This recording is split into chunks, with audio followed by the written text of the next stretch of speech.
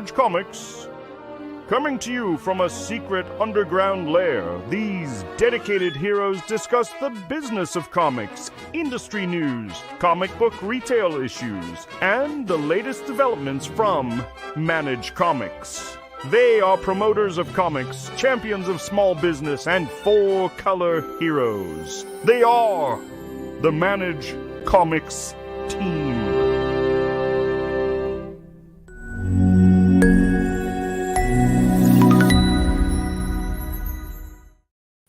Welcome. It is Thursday, February 29th. I'm Brian, and you are here at Meanwhile at Manage Comics. Look at all the people. We've got Christina Strong. We've got Andrea at Books with Pictures. Oh, Christina again. Craig's here. We've got Danica. Welcome, everyone. Welcome. So you are here for a little ComicsPro recap, and we're going to do a giveaway at the end of this. It's an exciting time, so let's jump right into it. Look at Batman is sneaking out of my shirt here. Crazy guy. Let's jump right into our ComicsPro recap, and I think I'm going to make my little face go away for a second here while we do this. So ComicsPro was last week, February 22nd to 24th. I got in like Wednesday morning, and I actually left Monday. We had an extra day to kind of regroup, and some of us made some plans, and yeah, it was a good time. Second year in a row in Pittsburgh. Well, I shouldn't say where it is next year, but rumor has it it's going to be somewhere warmer. Though Pittsburgh was lovely. It was really, really nice. It was like 12 Celsius, which I don't even know what that is in American, but it was it was a lovely time. I'm just going to try something here. It says that they're having a problem pushing this to Facebook, but I see it on Facebook, so I think it's having a problem. Well, can't solve that now. We met a ton of amazing retailers. We launched the COMET standard. It was really, really great. Christina says maybe closer to us down here in the south. And Andrea says it was lovely and warm. Yeah, it was about the same temperature as it was last year, so it was pretty great. Day zero, we had a chance to get in, so that was on the Wednesday. There's an informal brewery tour that's hosted by Todd from New Dimension Comics. It was really, really great. We got to hit like 6 or 7 breweries. And there's comic shops along the way that you can kind of duck into, so there may or may not have been a couple comic shop duckings. And then there's an opening night reception, which is just a great chance to get to hang out with everyone. And Danica says she switched to Facebook from Facebook to YouTube because it wasn't queuing up.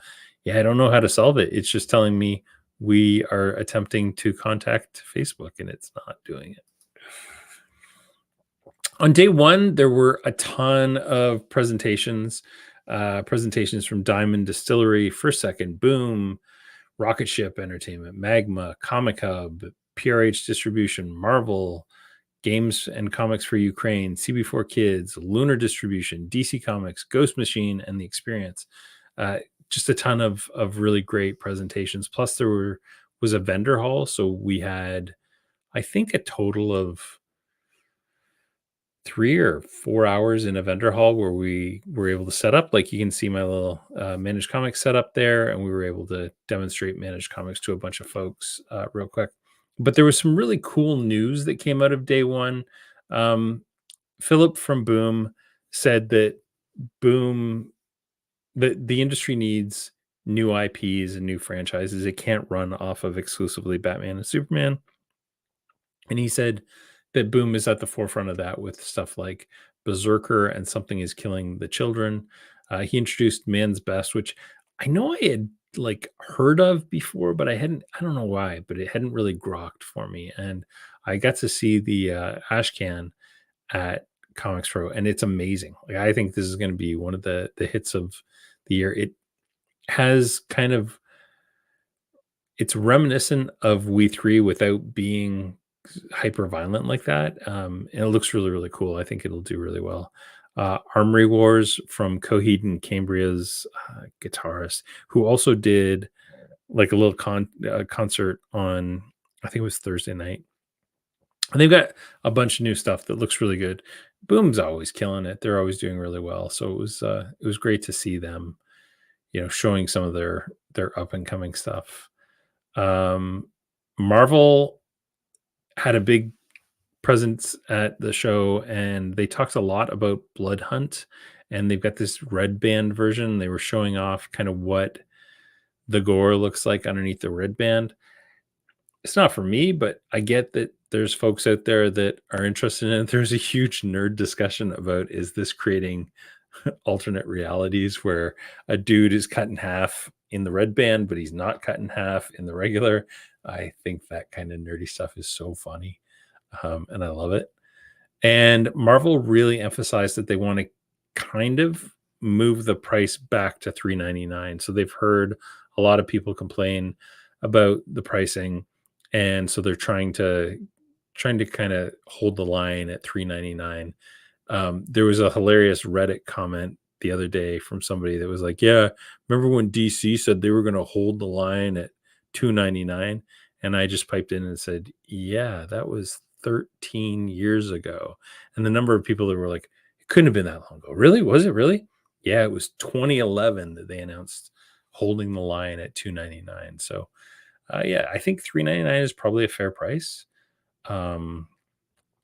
What kind of boggles my mind is always like when two books with the exact same page count and everything will be $2 different in price. And yeah, but I think they're recognizing that this is definitely, there's price fatigue among consumers. So they are recognizing it and doing something about it.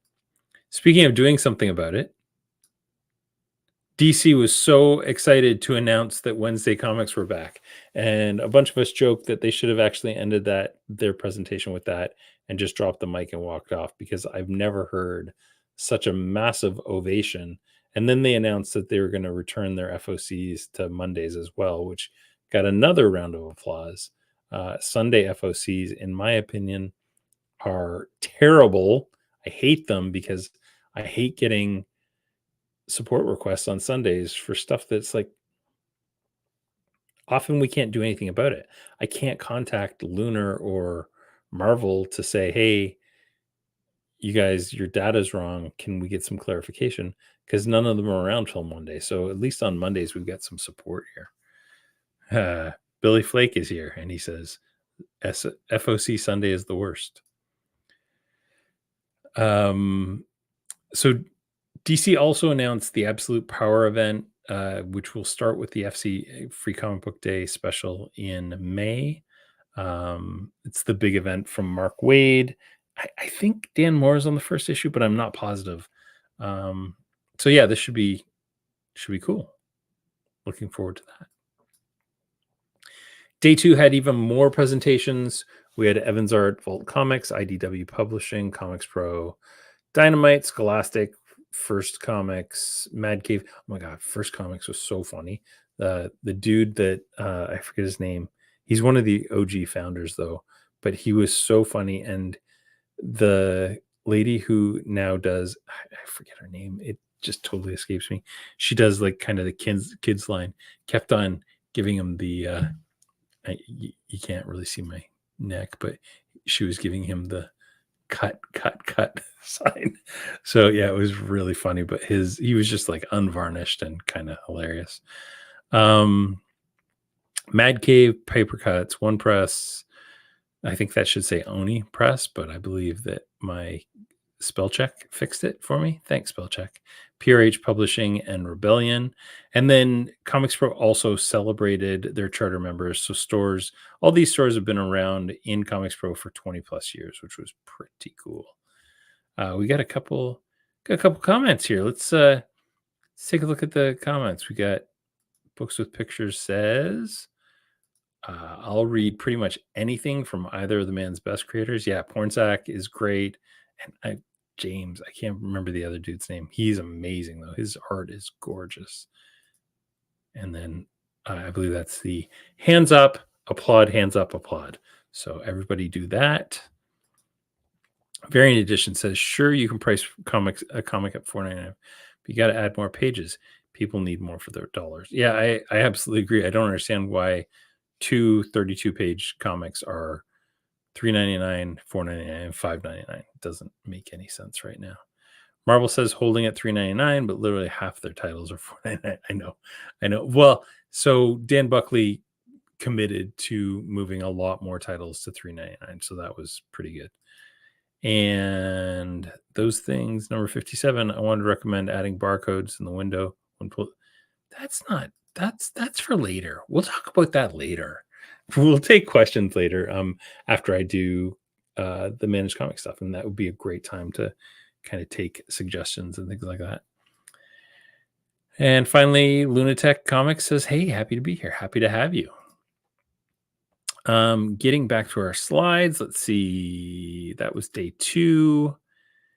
Day 2 also had big news from Dynamite. They announced that they had 180,000 copies of Thundercats #1 went to press, and that #2 has orders of 82,000 copies, which is pretty impressive, especially in this day and age with the kind of print numbers being the way they are. We also gave away an iPad at the show. So the grand prize winner was Lynn Treat of Comics Adventure in Milwaukee, Oregon. And we did 3 hours of roundtables and saw like 70 plus vendors, which was great. We Managed Comics did our own presentation, and then we announced the COMET standard, and I'll go into that a little bit more in a bit. It's 108 fields created and vetted by 90 plus industry members, distributors, publishers, software vendors, and retailers, and more. It was a really amazing kind of cross industry thing that happened, and I'm really, really happy about what happened there. But I'm going to go into kind of depth on that in a little bit. Then on day 3, so day 3 was the Saturday. At that point, it felt like you were on the moon because we had been in low gravity orbit for 4 days. I kept hanging out with West Coasters, who it turns out they like go to bed 3 hours later than me, and they just kept keeping me awake until 4 o'clock in the morning. Foolish West Coasters. Next year, I'm going to only hang out with East Coasters, so keep that in mind, folks. The presentations on Saturday were from Saturday AM, Square Enix, Viz Media, Kodansha USA, and Yen Press. We also visited with more than 70 more retailers over the 3 hours that were on day 3 for roundtables. Roundtables are the best thing because they're 10 minutes long. We get to talk to the 4 people usually at a time, and we just talk about. Well, I've got a kind of a spiel about Managed Comics, but I also ask them about their stores. And if there's a Managed Comics store at the table, usually I don't have to say anything because the stores will sell the service on their own. So that's pretty great. Craig says West Coasters know how to party. Volcano, green, lava, orange. I think your emoji are broken, Craig. All right, moving along, they announced the new ComicsPro board, which was elected. So Joe Murray is the new president. Jen Haynes is the VP and the outreach director. She was the former president. Itan Manhoff is now the promotions director. Sienna Fallon, who's a new member to the board, is the education director. Moira Banks is the membership director. Special projects is Katie Pride, and she's going to be really, really spearheading COMET in the next year. And programs and events director is Mark Bowker. Then we went on a comic shop tour. That's Dan from Southside Comics there. He's a Managed Comics customer. So we saw Pittsburgh Comics, Southside, and Phantom of the Attic. And there were 3 totally different comic shops and very cool. I think I'm going to have Dan on here at some point, and we'll talk about his shop. He does an amazing job doing online sales as well as offline sales. So his stuff has to be all synced up really, really well. He's got a good size shop in the front, and then he's got almost the same size in the back for shipping and everything. So yeah, it's a very cool operation, and he's doing a great great job with it. And then Phantom of the Attic is a really cool kind of second floor shop that has a really weird Trompe l'oeil kind of thing where you look down. It looks like there's a mirror, but it's actually like literally double the space in this one area. And it was a weird space where you like walk in and you're like, oh, it's not very big. And then you turn around a corner and there's like an entire other store. And you turn around another corner and there's an entire another store. It was so cool. It was such a great use of space. And it was such an interesting space. It was really neat. I like that place a lot. I also found a Starman action figure, which I haven't seen in years, and scooped it up.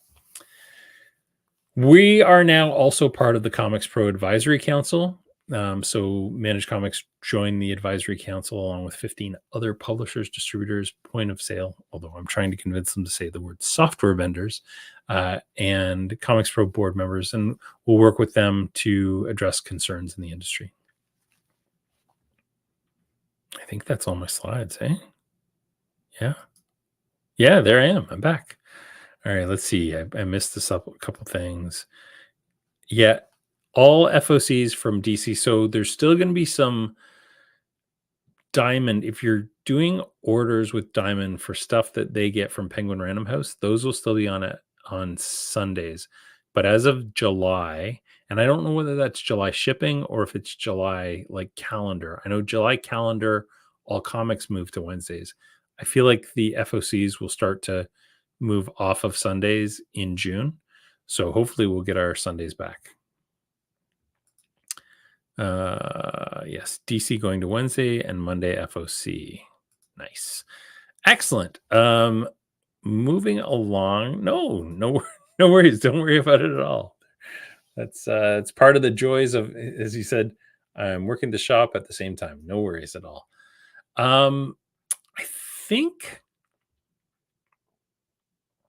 I'm going to go COMET next, and we're going to talk a little bit about the COMET standard, what it is, why it's important, and what my plans are for the COMET standard. He said nefariously, mwahaha. So the first part about it was just kind of the process and collaboration around it. I'm actually going to pull up the slide deck if you can just bear with me for 13 seconds. We did everything interesting in the notes. So without the notes, it's kind of hard for me to, there we go. Yeah, now I can, makes more sense. So last year in February 2023 at the ComicsPro meeting, Katie Pride announced that she and several other retailers and comics professionals had been meeting privately about data concerns for the past year, would be putting together a committee of stakeholders across the industry. So we had about 90 different stakeholders involved, and those included distributors, publishers, retailers, software developers like me, point of sale developers, all those folks. So there were like Diamond, Lunar, Penguin Random House, all had people at it. Universal Distribution had somebody at it. Marvel, DC, the book industry study group had a person there named Brian. There's like 17 Brians involved in this. My Comic Shop, Comic Shop Assistant, DC Comics, all those folks were involved. Graham Cracker Comics, so big and small retailers as well. And it was a huge initiative that took us the better part of a year to get through. And we, collaborated, talked, and discussed everything. And the end result of that was the white paper. The white paper is 19 pages long, but it's got a bunch of supplemental pages, like 108 page data breakdown. We have an Excel file that's attached to it as well that shows you all the fields and everything. So it ends up being 108 fields that we've identified, and I'll explain a little bit about what those fields are in a couple seconds. This kind of all started because in the old days, Diamond was kind of the default standard for everything. I didn't move my slide forward. So Diamond in like 97, when the world changed and they became kind of the sole distributor, they developed the master data file, which was a little bit pre kind of customers needing it. In 2007, they created Comic Suite and Previews World, and around that time, they adopted the 12, 17-digit UPC codes that we're familiar with today. So that's kind of how data was from 97 until 2020. And then in 2020, we had our distributor breakup.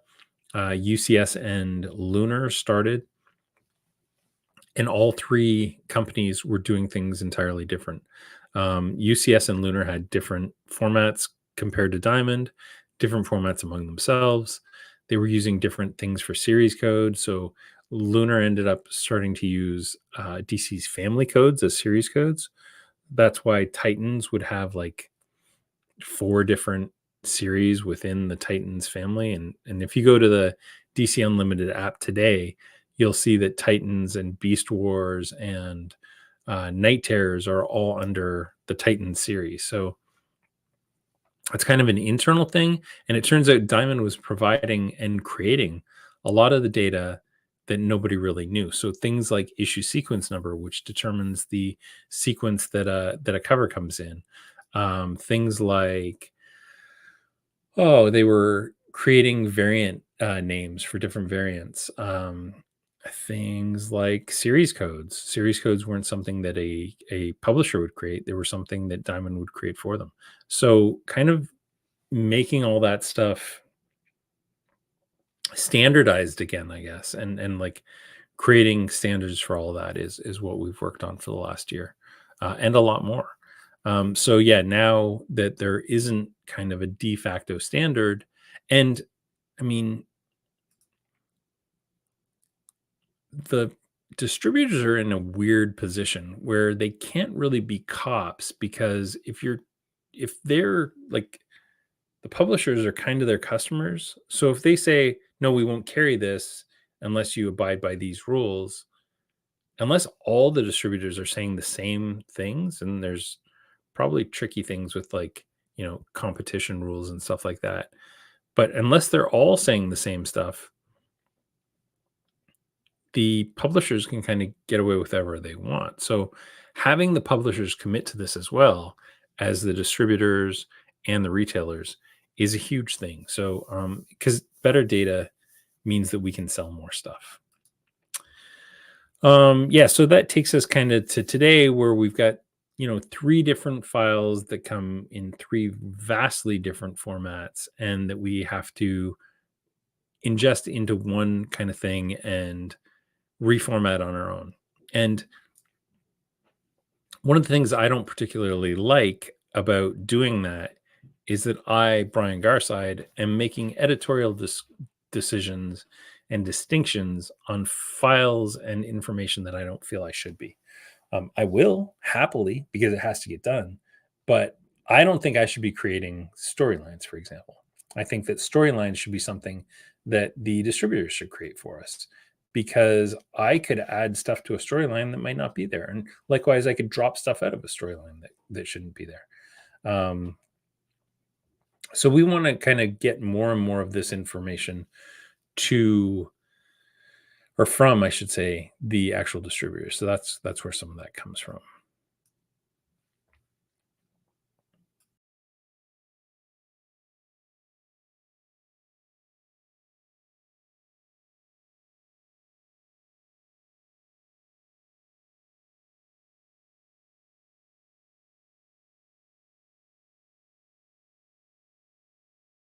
Oops, I pulled myself out of there and you probably couldn't hear me for a couple seconds. Sorry. In 2022, when Penguin Random House came on board, we realized that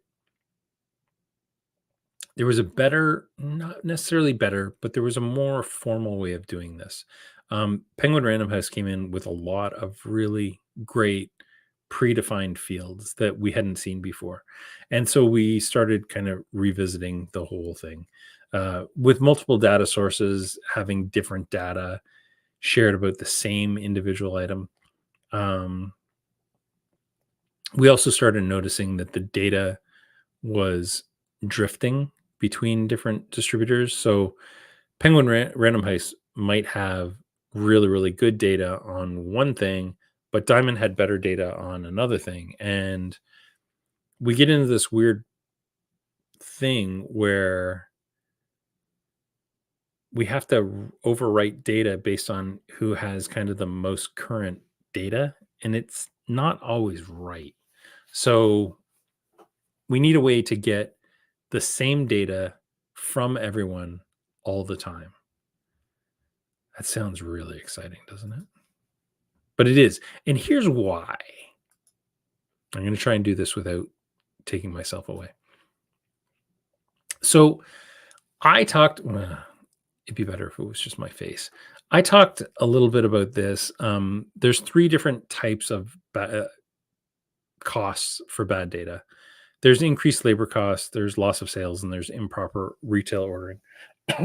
So let's talk first of all about retail or increased labor costs.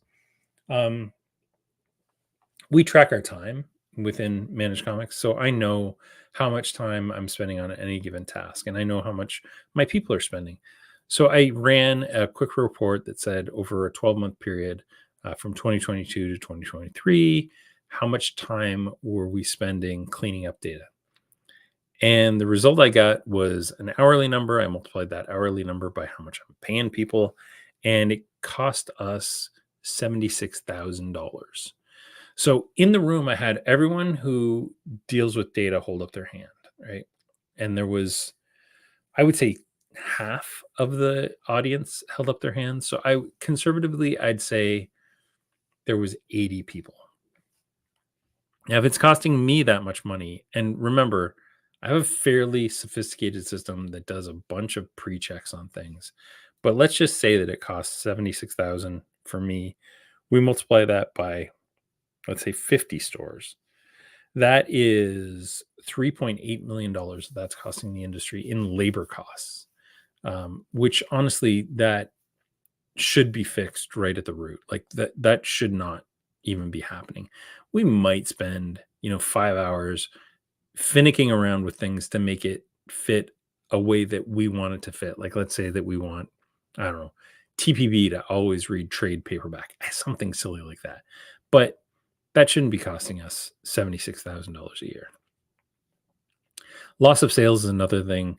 Bad data causes a loss of sales either through customers not getting enough information, through the retailers not having the information to make an informed decision, and various other things that result in the sale itself being lost. Improper retail ordering. So mismatched codes can cause retailers to under or over order on individual items. For example, the same number of an oversized $50 hardcover as they would for the regular issue, which we've actually seen and helped retailers, resolve. There's all kinds of stuff like that. So there's definitely costs to these bad data. So this is where the COMET standard comes in.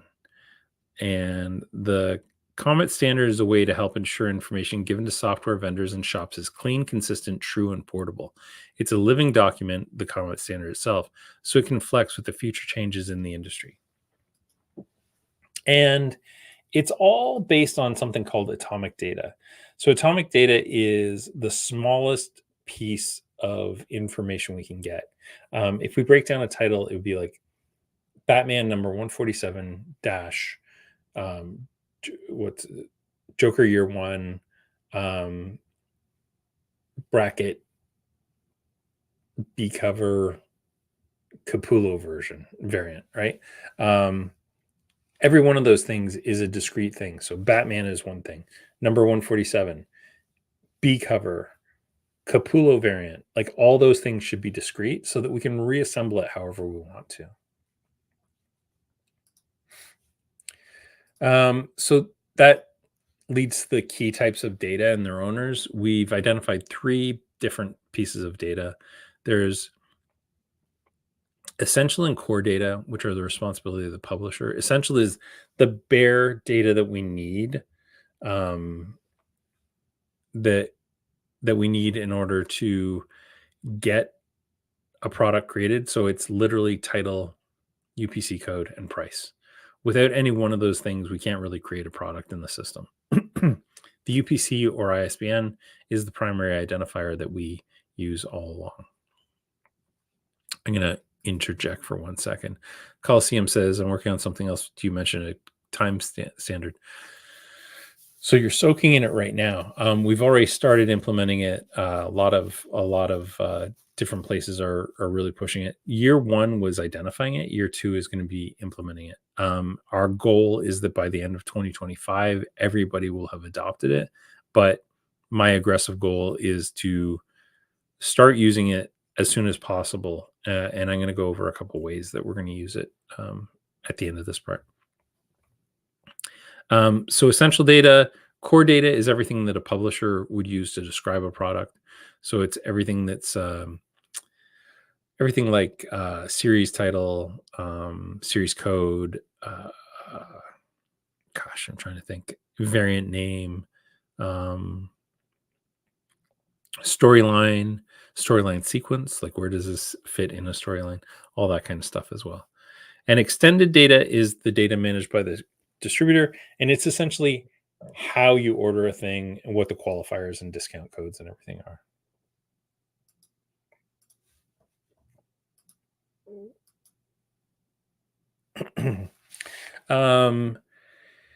So we made a big play about UPCs and ISBN. They're unique. Don't reuse them. We see this all the time, especially like smaller publishers like KeenSpot will reuse something that they've canceled, and because that's already in our system, then it gets stomped over and you can't. It's a long story. It's terrible though. It's terrible practice. Please don't do it. We talked about categorization and using BISACs. So that's the book industry study group stuff that is already being used by the comics industry for the book trade. It just gives us a lot more, like with comics right now, there are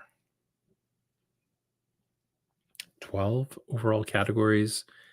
And I want to say 22 genres. I don't even think it's that many. I think it's like 14 genres. So that gives us like a total of 24 things you can categorize by. With BISACs, comics alone have, I think, 100 and something. So it really lets you narrow things down, and you can have up to 3 BISACs per title, which means you can have, war comic, and then you can drill down and say that it's a 1970s war comic, and then you can drill down a little bit more and say that it's a 1970s fantasy war comic if you want to describe Ghost Tank, let's say, right? So yeah, it gives us more granularity, I guess, and more granularity really matters on the internet, because when you have things like faceted search, which sometime I'll show you kind of how to enable that kind of stuff, it lets you really narrow things down. So yeah, this is super big. BISAC and the book industry study group have committed to really putting some time into to comics. So that's awesome. And then we said, by the way, UPCs are unique because you really need this to get through to people. Please don't reuse UPCs. So I built a little website, which you can find today at cometstandard.com. Over the next coming weeks and months, this website's going to get way more in depth. We're going to put all 108 metadata items on the website in a knowledge base so that you can search for them. And if you want to know, like, what is the proper formatting of a creator code, we'll have that information there. So all that stuff will be there. Right now, it's all there,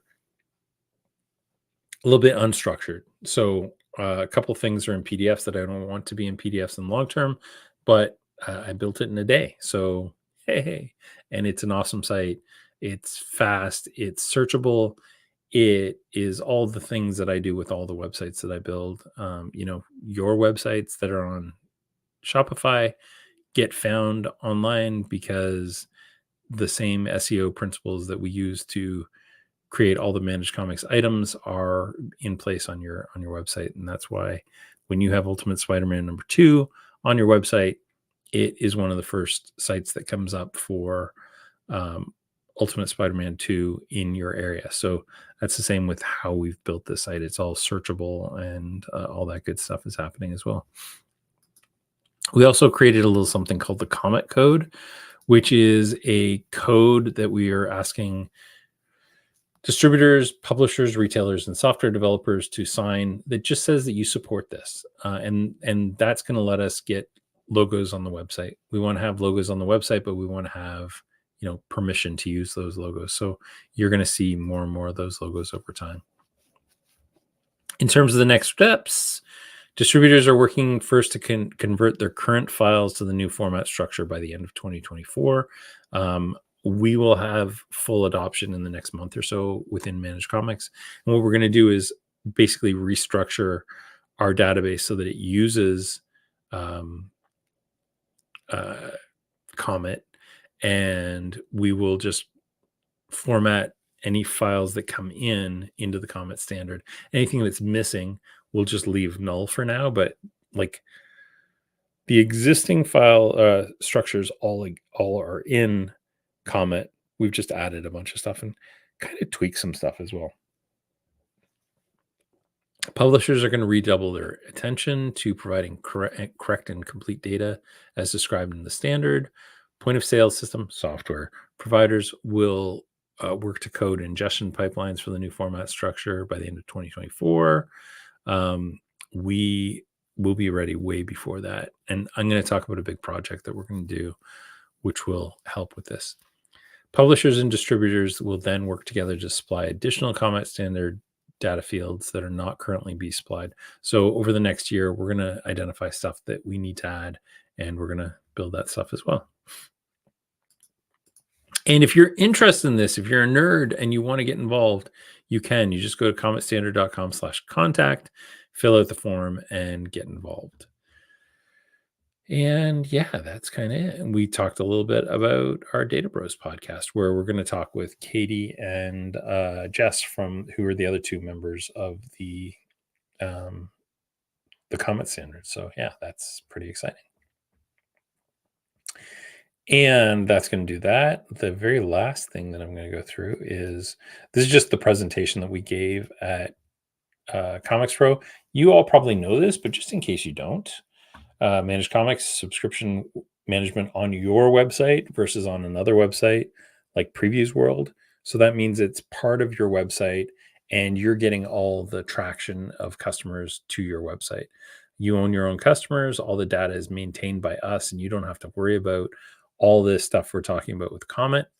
It's multi-distributor ready, and we even support universal distribution in Canada. Fully support them, including FOCs now. It's all built on Shopify. One of the interesting things about Shopify that's actually really annoying for me, but is super good for you as a customer, our app is continuously tested by a third-party software review team for security and stability. If our pages aren't fast and we fail any of their security audits, we get taken out of the App Store, which doesn't affect you because you've already got the app, but it means we can't sell to new people. So we're incentivized to keep the app up to date, to make sure it's fast. We failed our speed test once, and it sucked. We were out of the App Store for like 3 days as we fixed the speed test. So we now make sure that the site is super snappy. Occasionally it'll be slow, and it's usually because there's like some sort of weird internet thing going on. But by and large, our system is faster than any of the other comics related systems that I've seen. And I think a lot of that is because if we are not, we get in trouble. And Shopify is a $100 billion company that focuses on commerce and commerce exclusively. They're not doing it as a side project as part of their, actual business. So they have done a ton of things in the last year around tax nexuses and all that good stuff as well. And I just trust that they know what they're doing when it comes to some of the things that could get me in jail, with taxes and things like that, way more than I could ever do it. It's a continuously updating platform, and I think it's super powerful. I love Shopify. If you asked me last year, I would have said I don't love it as much, but it's really, really improved in a year. We have more than 190 stores. We've got 164 using 2.0 as of today, and we have an additional 31, I think, using our old version, which I need to get them all off by the end of the year. So if you are on here and you're a 1.0 user, let's figure out what your roadmap to getting to 2.0 is. We get amazing reviews. Our reviews are readily available on the website. I think we actually have 14 now, 5-star reviews. By the way, if you're using Managed Comics and you love it, leave us a review. You just go to Shopify, apps.shopify.com, search up Managed Comics, and you'll be able to leave a review.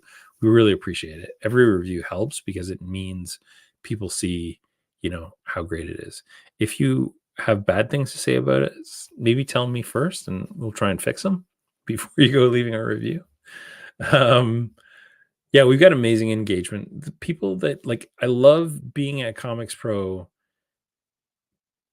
because I get to talk to people who use our stuff and they tell us how much they like it. And some of them tell us what they don't like. And I love that. And a couple of people are like, yeah, I'm having this problem. And I'm like, oh, that's an easy fix. Just drop me a line and I'll fix it for you.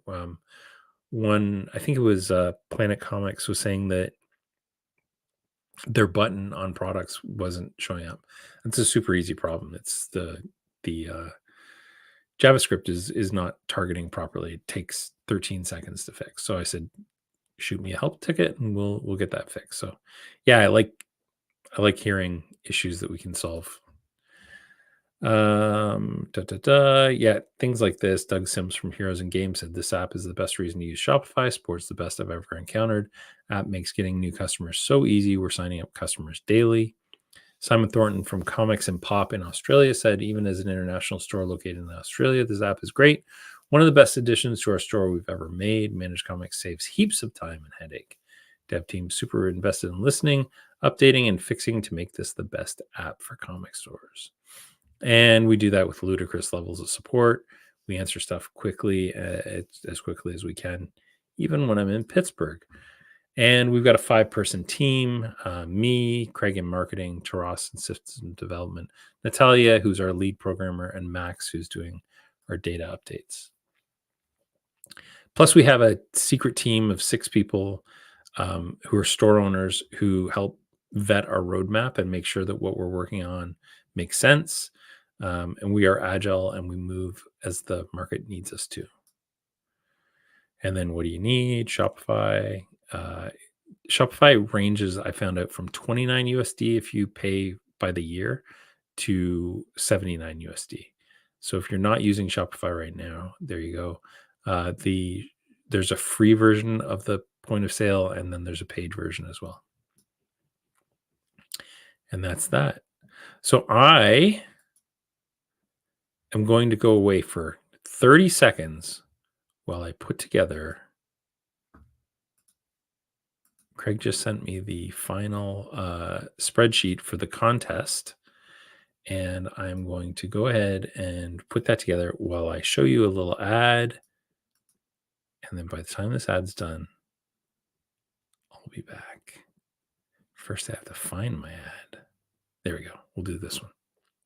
The Managed Comics Order Helper makes point-of-sale checkout a breeze. You can get to the app in one tap once you've added the app title to your point of sale. From there, you'll find any Managed Comics orders through our browse or search options. Clicking on the customer order will let you select the items you want to bring into the POS cart. The cart is created with all items and their individual discounts exactly as they appear in Managed Comics. You can check out some or all of the items. Any items removed from the cart will go back into the Managed Comics order. We think it's all super easy to use, but if you have any issues, you can always visit our support knowledge base or ask us a question and we'll get back to you quickly. Managed Comics Order Helper makes subscription checkouts accurate, quick, and easy. All right, I'm back. I am just pulling Craig's name out of there because he doesn't need. He had tested it. All right, so we have 34 entries. Let me make sure that's right. Or is it 33? I need to see if I've included the header. Okay, there we go. All right. I'm going to share that with you. Present. Share screen. Window. So we've got, it looks like we have 33 entries. And I'm going to use the Google random number generator, 33. And we're going to generate a number. And our winner is number 9. And number 9 is 1, 2, 3, 4, 5, 6, 7, 8, 9. Charles Boyer. So Charles Boyer, you are the winner of 2 months free Managed Comics. You're going to get a one-on-one meeting with us. And you're also going to have a Shopify theme install if you'd like me to get in there and fix up your theme and make it super awesome. So that is our contest. Let me make that go away. So that's going to do it for all of this stuff. Does anybody have any questions? I know I'm going to scroll way back because there was a question way at the beginning that I said I would talk to about later. Wanted to recommend adding barcodes in the window when pulling orders. They help me a lot when finding what cover to pull. So you're saying that on the pulls by date report or the pulls report to add the barcode number. I think that number is also on one of the CSVs. We've tried to keep that thing fairly clean, but definitely something we can look at. Any other questions, folks? Stronghold says, congrats, Charles. Christina Strong says, great response time. Appreciate you. Conquest Publishing says that will be great for us. I'm not sure what that was. Anthony says, are you still looking for users who are interested in helping? Absolutely. For if you're talking about COMET standard, yeah, we there's always we can always use help. So if you go to cometstandard.com and then click on contact, you can get involved. Looking forward to reading the white paper. Me too. Jason Sizemore says, be sure to leave a review today. Thank you so much. Not just gaming. Appreciate it. Yeah, appreciate you guys. Well, I think if nobody else has any other questions, I'm going to wrap her up for the day. This went a lot longer than my usual 30 minutes. So we're at 50. Lunatic said, I saw 9. Oh, I was number 9. Oh, I'm so sorry. But you know what? Doesn't mean you can't still use Managed Comics. And I'll gladly give you a one-on-one and talk to you. And all you have to do is go to managedcomics.com/meeting if you want to have a one-on-one meeting with me. I do those all the time. And there should be like a bunch of places all over our website that's got my meeting info. If I pop in, oh man, I had the screen up there. Shoot. So if you're interested in getting a one-on-one meeting with me, I think if you go to locations here, that's an actual calendar thing where you can actually book time with me. I think also the pricing page. I know locations definitely has it. I'm pretty sure the pricings page has it somewhere. Maybe not. Locations has it. And there's a couple other places here that has it. I think about Managed Comics, maybe. No, maybe not. I do know there's a couple places on the site where you can book a meeting with me. So feel free to book a meeting. I will add it to the features and pricing page because it should be there. And I'm happy to talk to you about your individual situation and how we can help you. Oh, Lunatic, yeah, you're at 4 p.m. Eastern, so probably 1 p.m. Pacific. Looking forward to meeting with you. All right, folks, thank you so much for your time. And thank you for sticking around for 52 minutes with me. And we will see you next time on Meanwhile at Manage Comics.